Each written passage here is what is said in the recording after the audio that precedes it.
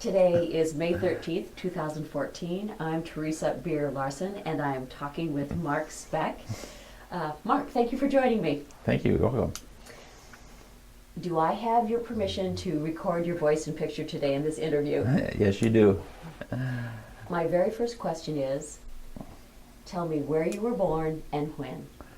Well, I was born on June 17th, 1951 at Mary Greeley Hospital, and then I was raised on 24th and Grand.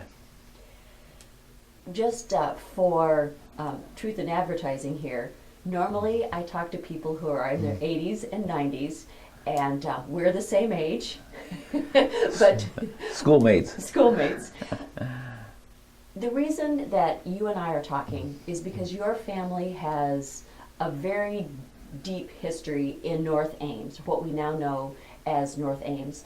And sadly, your father and grandfather have passed. So I'm talking to you about that history. First, give me the names of your grandparents who lived in North Ames. Well, my dad's name was James Edward, and his wife was Helen, and my dad was James H.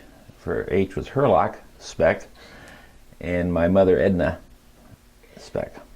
Your grandparents living on what was then rural land in North Ames. Tell me about their farming operation and roughly, using the streets we know now, where they were farming. Basically, we farmed everything from 24th Street north to Top of Hollow, and then over to Hoover, and then east over to what is now Duff Avenue on the west edge of Innes Grove Park. How did your grandparents get that land? Well, my dad and my dad's dad both worked for Walter Grove, and they had no children. And through the years of hard work from my grandfather and my dad, it was decided upon his death that they willed that ground to my father and my dad's dad. So from 24th Street north to Top Hollow, and from Hoover on the west all the way over to Duff, that was originally Walter Grove's land. Right. It was approximately 2 square miles is what it was, if you include Innes Grove. What kind of a farming operation was it? Well, on the west side of Grand, that would have been my dad's dad, who farmed. That was given to him from 24th Street north to 30th Street, which was about a half a square mile over to Hoover. And on that ground there was farm buildings, and they raised cattle mainly, a few pigs, and everything else was just crops. Do you have any idea if any of the foundations of those old buildings, if somebody would poke around in that area, do you know if you could find any of them? I doubt it. They're all pretty much buried or underneath the parking lot, which is now North Grand Mall. And so that was what your grandfather farmed. Do you remember, has your father talked about the farming methods on that land at that time? Was it animal driven or was it pretty mechanized? Well, as far as I can remember, there was all, tractors when I was there. Prior to that, they used horses. Walter Grove was quite a horseman in those days. He even sent my dad clear out to California to send horses that he'd raised out to California that he sold on the train and back. So Walter was quite a horseman kind of guy. So they had horses teams of horses to farm the ground and to till it back then. More so probably with my dad's dad, but I know my dad talked about having to do that quite a bit. So the horses were principally for agriculture. Were there any pleasure riding horses involved too? All work horses. Not much pleasure riding back in those days. It was all work.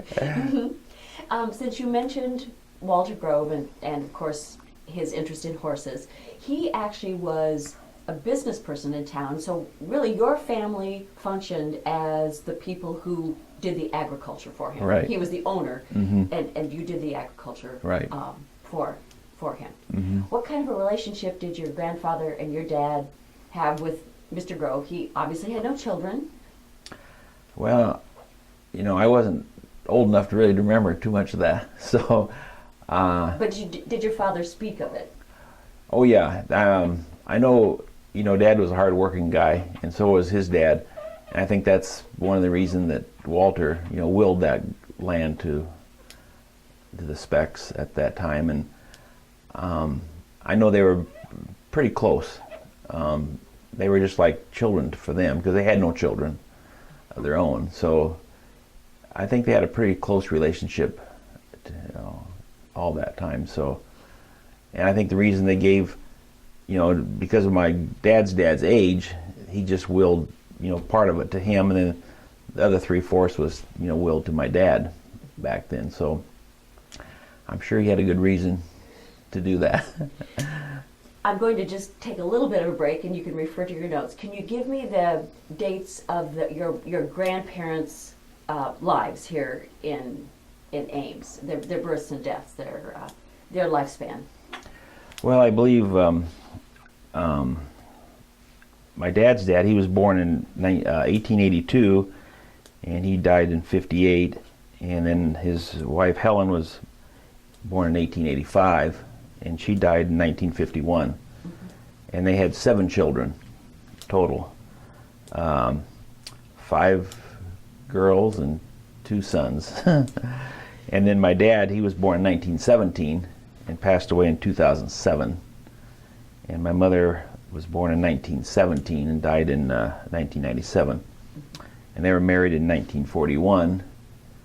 And then my sister was born in 1944, and I was born in 51. Okay. And Mr. Walter Grove, do you know his dates? Yeah, Walter, he was born in 1874, died in 1953, and Ines was born in 1873 and died in 1941. So Mr. Grove, Walter Grove, and your grandfather really were pretty close contemporaries in terms of ages. Yep, they would have been pretty close. I know, Ines, she died when she was 68 years old, and Walter died when he was 79 years old. And I think my dad's dad, he would have been close to that. My dad was 36 years old when he was willed the farm over. Is there anything else you'd like to tell me about Walter Grove and the relationship with your family? Were there holidays that your dad spent with them, or anything like any? Not that I know of. I'm sure they did. I know they had there was a Daisy Brockman who was she was their housekeeper, and when he passed away, she received the house that Walter lived in. I think it was either on Kellogg or Burnett somewhere. That was his home place. So she received that for being his housekeeper for many years. So that's really all I know about. He seems like a generous man. He was, I think.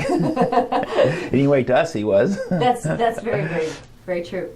Well, shall we take a look at a City of Ames map and just kind of see the scope of the site, the size of this parcel? Sure. We're looking at the entire City of Ames, and let's look at the parcels that Walter Grove had that ultimately came into your family. Well, starting off, basically, what was given to my dad's dad, James Edward, was from 24th and Hoover here over to Grand, up to 30th Street, and back over to Hoover, which is pretty much a half a square mile. And then from Hoover and 30th Street up to top of Hollow, and then over to Grand, and then down along Northwood Drive here, basically all the way to the river. It followed along the river and then it came back at 24th Street and then back to Grand. So this made up the other half of a square mile, and then this over here was basically a square mile as well. Up here on the top corner, at the corner of Tapa Hollow and Hoover, there's an interesting fact that there was 3 old maids that lived there.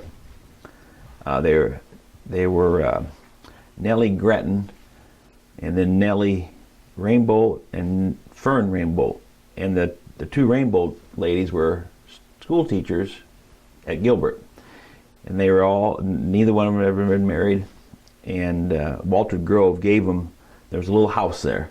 Does the house still stand? No. The house is gone, and that was given to them to live in as long as they lived.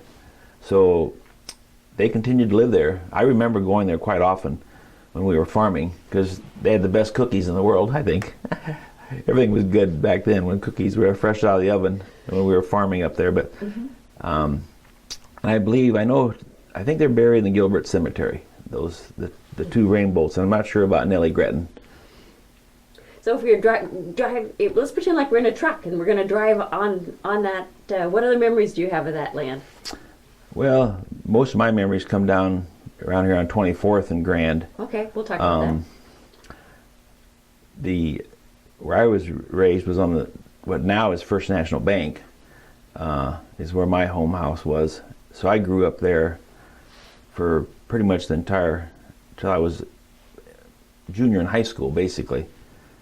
And there we just had 1 chicken coop, and the house was all that was there.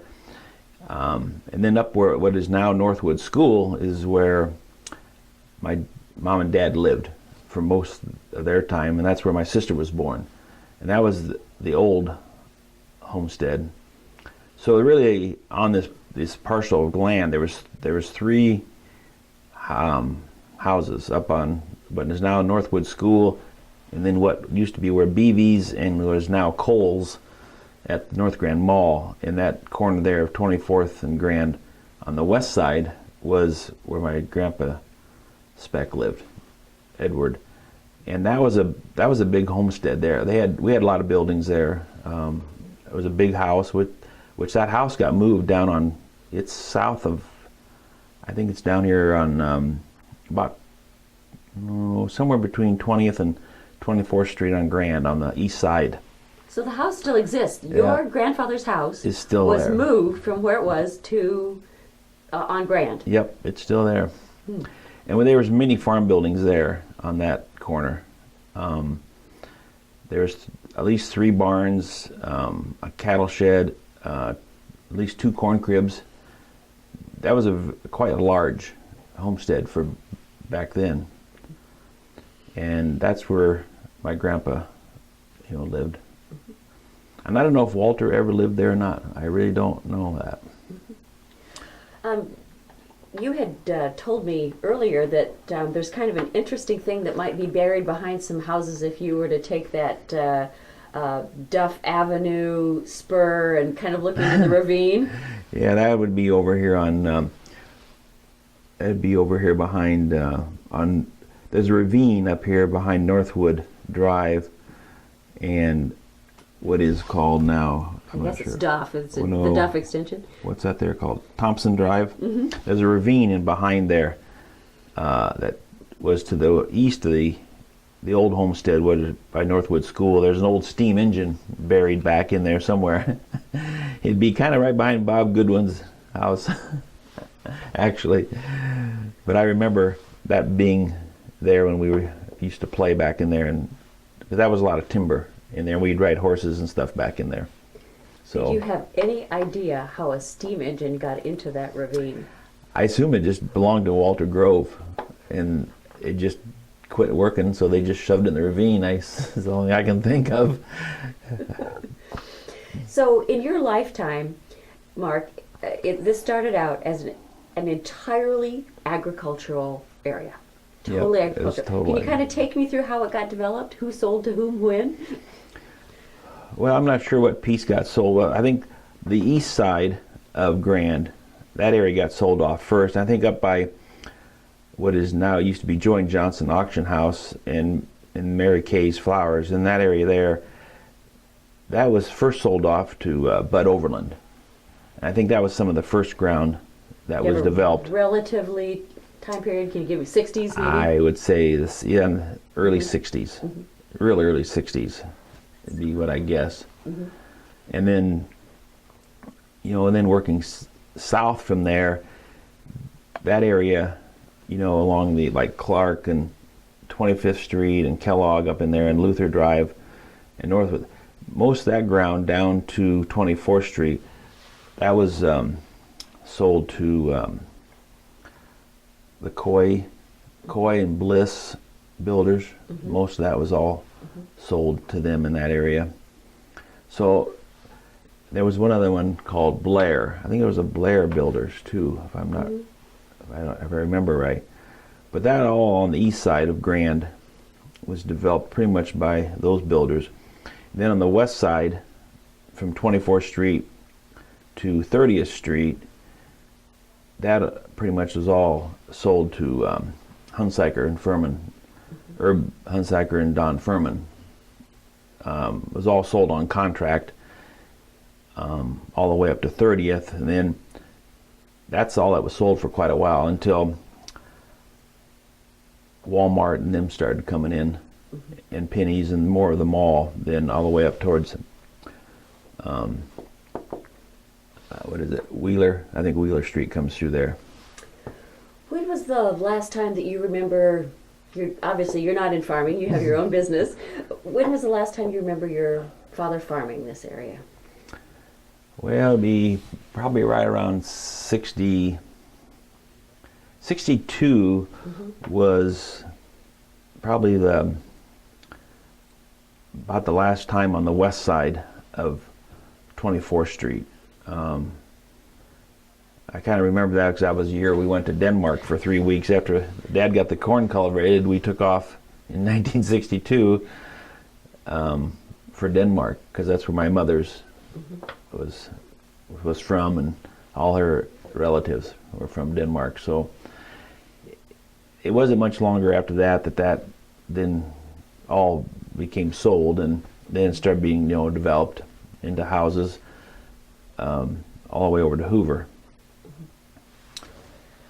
So the gift from Mr. Grove was a pretty good thing for your family. Yeah, it was. That was a pretty good thing.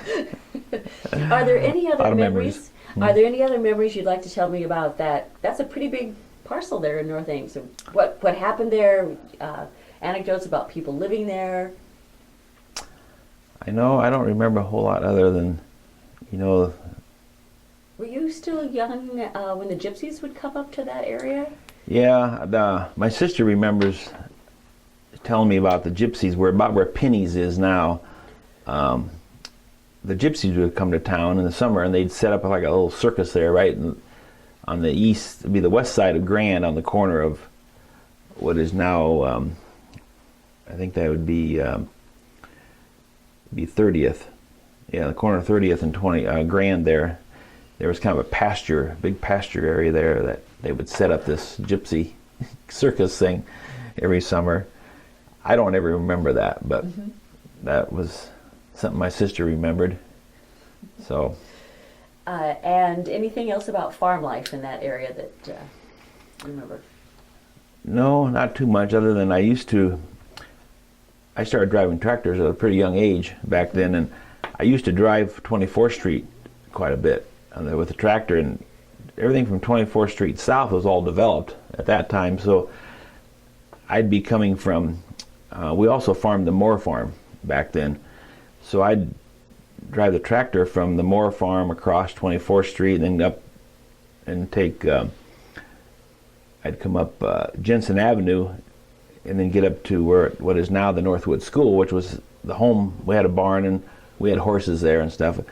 One day on 24th Street, which is right in front of what is now Ace Hardware, or was Ames Fruit and Grocery, Abe Mavinsky, my dad sold that piece of property to him to build a grocery store there.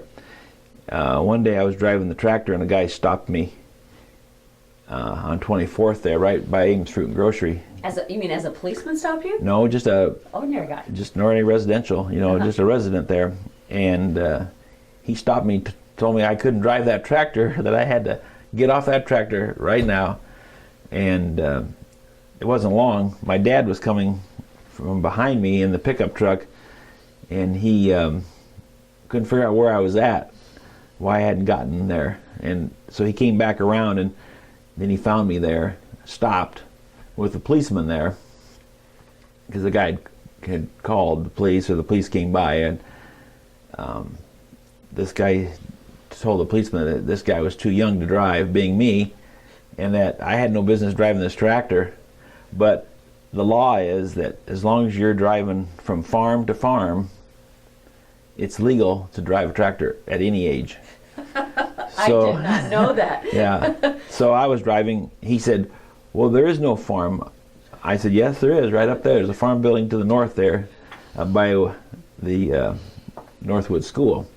So I got back on the tractor, and I continued to drive the tractor up to the farm.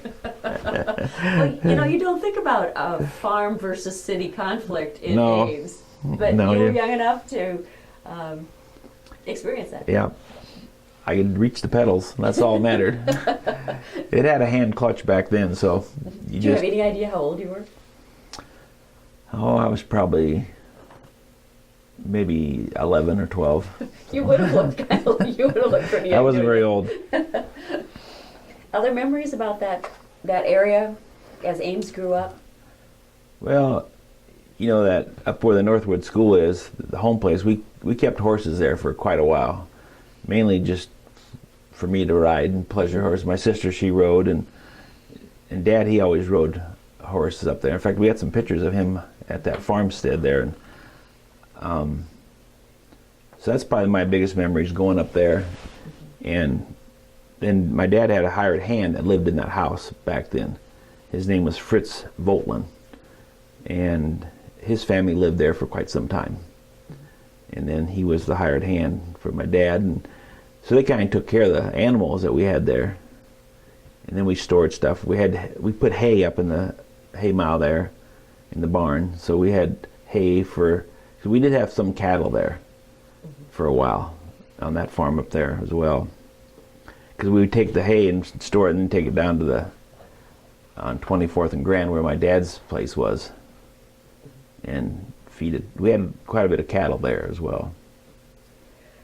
Country and city in close proximity. Yeah, it was back then. It was quite interesting. It's really changed. You wouldn't think it's the same place now. Yeah, it's hard to imagine. Yeah, it is. Well, thank you for sharing your stories. That when people drive to various establishments along Grand and 24th, this will give it an image of what was there before all that development happened. Yeah, it was just all farm ground. Well, thank you very much. I appreciate you talking about that, Mark. You're welcome. Thank you.